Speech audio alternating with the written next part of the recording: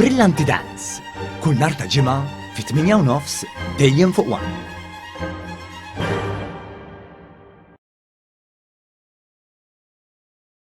F'Diċembru illi għadda żaru pajjiżna aktar minn 136,400 ruħ, bil-maġġoranza tagħhom ġew għall-btala.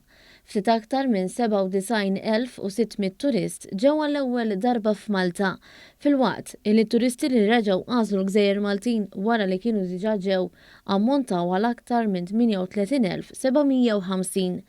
Statistika tal-Uffiċċju Nazzjonali tal-Istatistika l-NSO turi li f'Diċembru li għadda kien hemm żieda ta' kważi 60,700 turist meta mqabbel ma' Diċembru tas-sena qabel.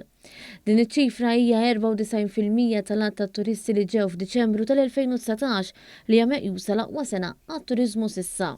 L-istatistika turi wkoll li f'Diċembru li għadda l-attaljieli li qattaw it-turisti f'pajjiżna kien ta' aktar minn 967,100.